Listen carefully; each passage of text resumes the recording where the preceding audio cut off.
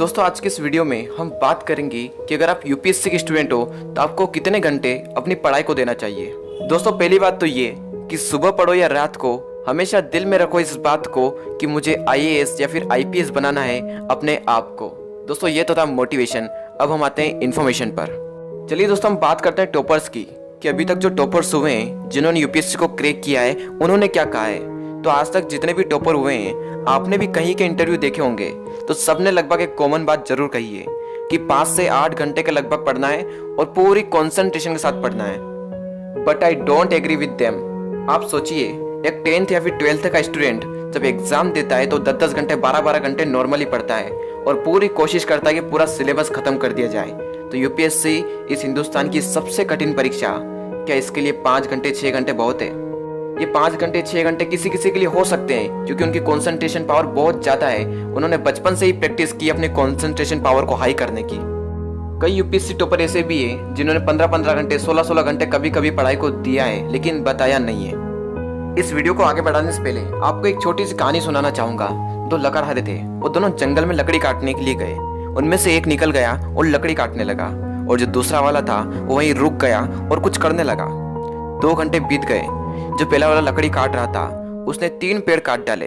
2 घंटे में 3 पेड़ काट डाले और जो दूसरा वाला था वो वहीं बैठा रहा। और फिर 2 घंटे बाद वो वहां पहुंचा और फिर दोनों साथ में पेड़ काटने लग गए। 1 घंटे बाद 3 घंटे में जो पहले से लकड़ी काट रहा था उसने टोटल 5 पेड़ काटे और जो दूसरा वाला था जिसने सिर्फ 1 ही घंटे पेड़ काटे उसने 10 पेड़ काट डाले। जब उस लकड़हारे से पूछा गया कि तूने ऐसा क्या किया कि 1 घंटे में 10 पेड़ काट डाले और वहां 3 घंटे में सिर्फ 5 ही पेड़ काट पाया, ऐसा क्या हुआ? तो उसने कहा 2 घंटे से मैं उस आरी की धार कर रहा था। दोस्तों रिलेट करना इस चीज का अपने माइंड के साथ।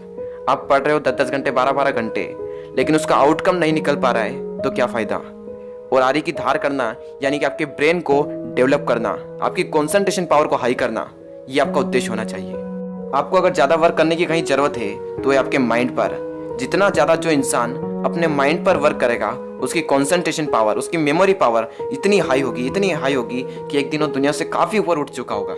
जिस दिन आपने अपने माइंड को कॉन्क्वेयर कर लिया यानी कि अपने कंसंट्रेशन पावर को इतनी हाई कर लिया इसकी कोई लिमिट नहीं, उस दिन जब आप अपनी तुलना करोगे दूसरे से, उस टाइम पर आप भी 2 घंटे पढ़ रहे हो, वो भी 2 घंटे पढ़ रहा है, आपका आउटकम 100% आएगा और उसका आउटकम जिसने प्रैक्टिस नहीं की अपने माइंड के ऊपर उसका आउटकम आएगा 60% ओनली। तो यानी कि 10 लाख लोग जो इस परीक्षा को देते हैं उसमें से आपका कंपटीशन हो जाएगा सिर्फ 1 लाख लोग के अंदर। बहुत ही कम लोग ऐसा कर पाते हैं जो कि अपने माइंड को कॉन्क्वेयर कर लेते हैं, अपनी कंसंट्रेशन पावर को बहुत हाई कर लेते हैं। बहुत ही कम लोग कर पाते हैं। तो आपका कंपटीशन 10 लाख में नहीं 1 लाख में होना चाहिए। आपका सबसे पहला गोल यही होना चाहिए। अधिकतर स्टूडेंट की यह प्रॉब्लम है कि जो पढ़ा हुआ है उसका आउटकम नहीं निकल पाता। यानी कि पढ़ा हुआ 100% है, उसमें से 60% 70% हमें याद रहता है और बाकी हम भूल जाते हैं। याद ही नहीं रहता कि क्या पढ़ा हुआ है। और जब फिर से हम वो पढ़ते हैं तो हमें एकदम से याद आ जाता है, अरे हाँ ये पढ़ा था मैंने, ये पढ़ा था। अगर आपको बेहतर आउटकम चाहिए तो आपको पढ़ते टाइम मेंटली और फिजिकली एक्टिव और अलर्ट रहना होगा हर टाइम पर, और खासकर पढ़ते हुए जरूर। अब मैं आपको एग्जैक्ट बता देता हूँ कि आपको कितने घंटे पढ़ना है। आईएएस टॉपर टीना डाबी ने कहा था कि मैंने 5 से 7 घंटे अपनी पढ़ाई को दिया है।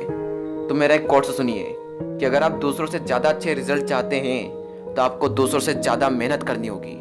तो आप 8 से 9 घंटे पढ़िए और पूरी कंसंट्रेशन के साथ पढ़िए और अपने ब्रेन को इतना स्ट्रॉन्ग बनाइए कि दूर दूर तक कोई मुकाबला ही नहीं कर पाए। इस एटीट्यूड के साथ अगर पढ़ते हो तो ज्यादा देर तक मोटिवेट भी रहोगे।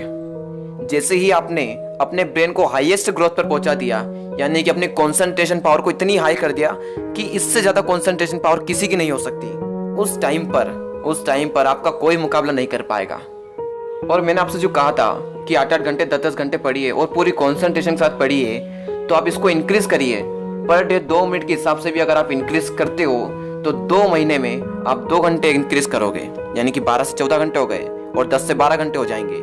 यानी कि टीना डाबी 7 घंटे पढ़ती थी, आप 14-14 घंटे पढ़ने लग गए, यानी उसका डबल आउटकम और पूरी कॉन्सेंट्रेशन के साथ, क्योंकि आप अपने ब्रेन पर भी वर्क कर रहे हो। अगर आप शुरुआती स्टेज में हैं तो आप 2 घंटे ही पढ़िए, 3 घंटे ही पढ़िए, लेकिन पूरी कॉन्सेंट्रेशन के साथ पढ़िए यार। उसका जो आउटकम है वो 100% निकलना चाहिए। और अगर आपका टाइम कहीं निकलता है, बचता है, तो उस टाइम को लगाइए यूट्यूब पर, क्योंकि यूट्यूब पर जो नॉलेज है वो कहीं नहीं है। चलिए इस वीडियो की समरी को समझ लेते हैं कि इस वीडियो में हमने सीखा क्या है। सबसे पहली बात कि आपको 8 से 10 घंटे पढ़ना होगा, यानी कि टॉपर्स जो पढ़ते हैं उनसे थोड़ा सा ज़्यादा, और डेली 2-2 मिनट को इम्प्रूव करना होगा। और आपका ज़्यादातर फोकस आउटकम पर होना चाहिए कि मैंने जितना पढ़ा है उसमें से मुझे कितना याद है। 2 मिनट सही या 3 मिनट ही सही, लेकिन पर डे अपने टाइम को इम्प्रूव कीजिए। ये जो 2 मिनट है ना, ये आगे जाकर 2 घंटे में बदल जाएंगे, आपको पता भी नहीं चलेगा। 30 दिन बाद जब आप अपने आप को देखोगे तो आप पाओगे कि मैंने 1 घंटा ज़्यादा बचा लिया अपनी पढ़ाई के लिए। और सबसे लास्ट पॉइंट और सबसे important point, brain power is a main power. पूरा फोकस अपने ब्रेन को स्ट्रॉन्ग करने में लगा दीजिए, आज से ही, बल्कि अभी से ही।